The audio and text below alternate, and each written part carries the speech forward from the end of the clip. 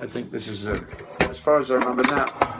Because Chuck will start and play this. Are we rolling? Yeah. Okay. Chuck will start and play this, and he will not play it necessarily chapter and verse. Right. He'll do it the way he's going to do it. But, I mean, he's good at imitating his own stuff, and he's very much a kind of one-trick pony type of guy, except that he's got a lot of tricks, in the sense that that's a stupid way to put it, but what I'm saying is he kind of likes to play his songs the way the songs are, but being a blues man, essentially, he'll change the solos up, he'll change the feel, he won't change the words up. Mm-hmm. But he will do little different things, so he'll vary it in certain ways to where it doesn't feel like it's a tight suit. He wants it to be free and natural and explosive and get lots of feedback from the audience and have a show like that. He's not a classical guy, doesn't want to be a classical guy. He's not really a studio guy, except that he's one of the greatest studio musicians who ever lived. If you listen to the records, you know, that was all done in the studio, and he did it, you know? Mm-hmm. He did all that stuff.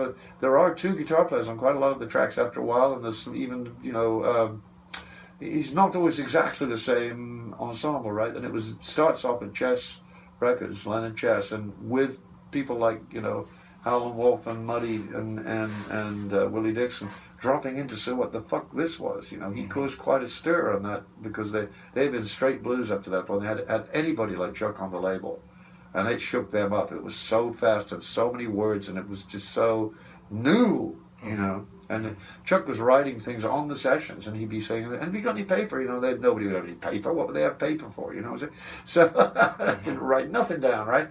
He's getting bits of any kind of napkins around, thinking he's scribbling down new verses and stuff as they go at a million miles an hour, you know, and putting those verses in the songs as he's going is just like, what is this? It's like the first coming of rap or folk music or something. It's like they know something's going on, they just don't know quite what it is.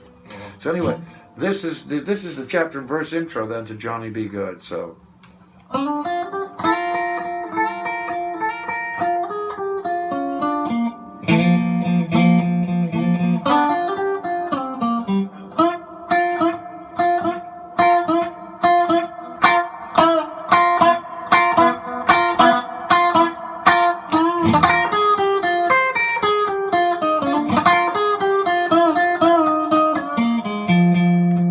About the tempo,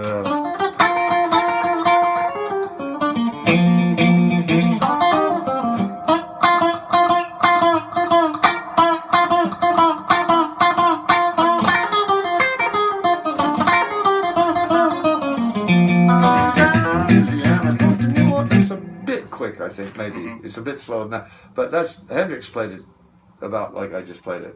You know, even faster. He would come out just like he's on speed or something and do Johnny B Goode faster than anybody can believe. This would be like in 1970. So the songs recorded, you know, 54, 55, 56, they're still learning. All the hip guitar players are still playing them and getting applause from doing them.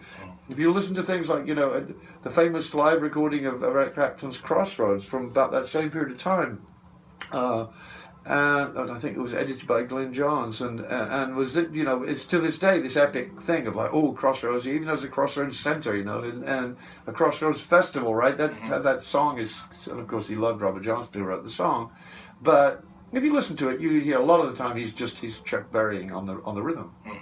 You know, I know the rhythms are, but he's everybody fills in with that rhythm pattern when they don't have another idea. It's just that obvious, right? So anyway, just to take you through in the chords, we could play it together if you could play the rhythm for me, and we can do it reasonably slow so you can feel where your licks are supposed to be at what moment. Because the only thing with this is I'm just playing single notes, and well, how do I fit it into the rhythm? We could do that together if we want to. So you're going to play, and you can, I think it's just actually. Just them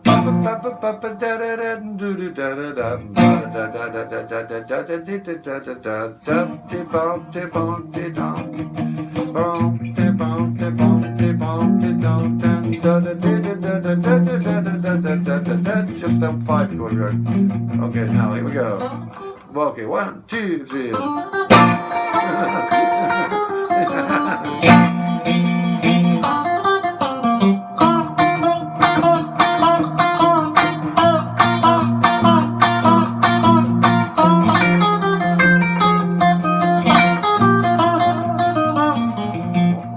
Good, Yeah, I think I screwed up the last phrase. So I did crazy.